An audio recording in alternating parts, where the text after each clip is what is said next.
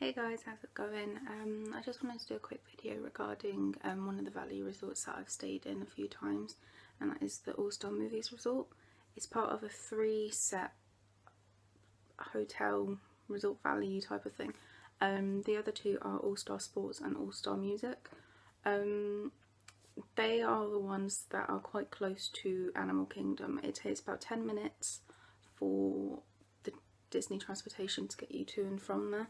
And I would highly recommend it if you have young children but you can't afford to go to Art of Animation, because Art of Animation is also very themed around the movies, but it's mostly Finding Nemo. But with All-Star Movies, there's 5 different sections. There is the Love Bug, Toy Story, 101 Dalmatians, Fantasia, and Mighty Ducks. With the Mighty Ducks, that is right down the back end. It is near another swimming pool. It is the Mighty Ducks swimming pool, so a lot smaller. It does have a machine to help people that are in wheelchairs to get in and out of the swimming pool. It is a bit louder around the swimming pools. The one that is also at Fantasia, there is a Fantasia swimming pool, and that is the main swimming pool. That's also got a small splash pad beside it for toddlers and little children. They are the 2 sections in the resort hotel area that I would consider to be the noisiest, because Fantasia is right at the front near the actual reception and food hall, and then obviously Mighty Ducks is at the back with another swimming pool. The quietest areas that I've been in is Toy Story, because it's off to a side. 101 Dalmatians is in between Fantasia and Mighty Ducks, so there isn't really anything there for people to stop by and be noisy with. And then Love Bug is right down the back, so out of the way, peace and quiet, especially if you don't mind walking a small distance to get to and from the actual transportation and your hotel room. There's one store in, like, a gift shop inside the complex, and that is actually inside the near the reception area. It's opposite the food hall, like the main entrance to the food hall, because there is 2 entrances to the food hall. There's one that goes into the reception area, and then the other is actually an outdoor bit that you can go from near the pool into the building. I would highly recommend visiting the bar outside if you're old enough to drink, but don't forget you've got to be 21 over there. If you have ID, it needs to be your passport, because they don't accept driving licenses if you're from the UK, or even over there you don't really have any other ID, because I've been told that some states don't have actual dates of birth on it, so it doesn't really give away how old you are. So I constantly carried around my passport. The members of staff behind the counters are always absolutely brilliant. They talk you through different drinks, different ideas and stuff that they can go with, and if you're not too sure on what drink you want, you just ask them to surprise you and they'll give you whatever drink they would recommend. The food hall is quite big. It is very, how do I put it? It's got different sections for different bits, so if you wanted just like burgers, you go to the little burger bit, and after that if you wanted pizza, same thing, like pasta, and then after that there's like the best bit of course is like the ice cream and the cookies and stuff, and you can go to that too. There's also like a little fridge section in the middle, and what you can do is you can get crisps, you can get cookies, salad pots, sandwiches, cupcakes, and then like flavoured milk, so like chocolate milk, just all like the other bits that you could get in a store but without going to the actual gift shop. There's a few little stands around in there that you can go and get like your refillable mugs, and then obviously like little treats with like Chip and Dale on it, and like the Goofy candy. the layout is actually really nice in there. Around the corner there is a TV that you can sit down and go and watch like short films on it. Once when I was in there, they did have the live action Cinderella playing whilst people were sitting down and having their food. It's nice because you don't get rushed to eat your food. You can just take your time and then clean up, and then after that just go. What I would recommend doing is, I've also got a tip that if you're staying at All Star Movies but there is not transportation back to All Star Movies when you're queuing up, for example, from Magic Kingdom, you can always get on All Star Music bus transportation and then get the bus back, because the distance is not that far.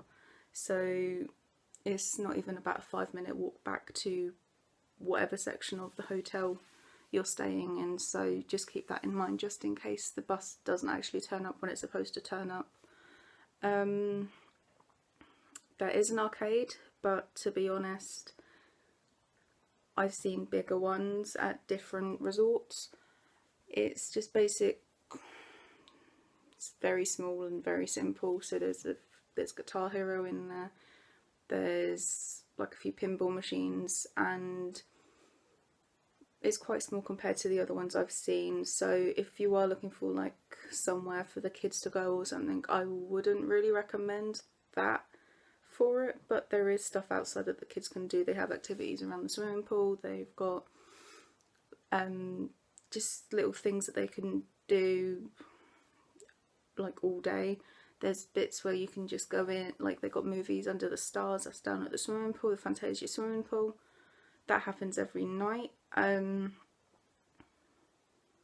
always something to do if you aren't at the park. So I would also recommend that even though there is a variety of foods at the food hall, it isn't anything too fancy or anything. It's quite basic, so don't go in there with very high expectations, because it's only really like just normal fast food that you could just get from anywhere else. They've got some nice souvenirs in there that obviously associate to the resort that you're staying in. So there's like magnets, there's cups, there's key rings, but compared to some of the other gift shops, there is less of a variety compared to other stores that are around on different hotels. When you go to guest services, if you do not get your badges at the parks, you don't need to go to like guest services actually in the parks to go and get your badges. You can either go to the reception that you're staying at, and you can just mention that you would like one of the badges, or it's like your first visit, or it's your birthday, anniversary, or whatever you're celebrating, and they'll give you one there.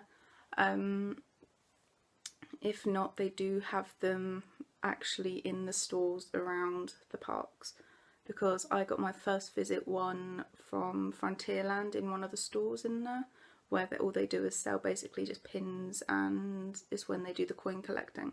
Regarding the hotel resort itself, All Star Movies, you do have quite a lot of photo opportunities to go around and have a look in like the different sections. So with Toy Story, in the Toy Story section you have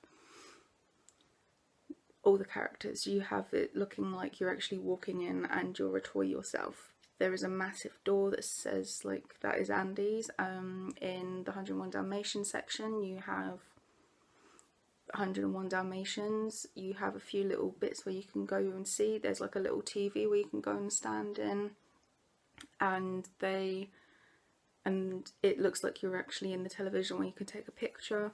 When you go to Fantasia, the massive hat, there's just everything along there on the way down, and because that's like the main section that you're greeted with when you go out the back of the hotel reception, it's just full of Fantasia. There's like the ballerinas, there's the soldiers, and the brooms. It literally goes on, and then you go further down, and then Kirby is over at the back, and then you have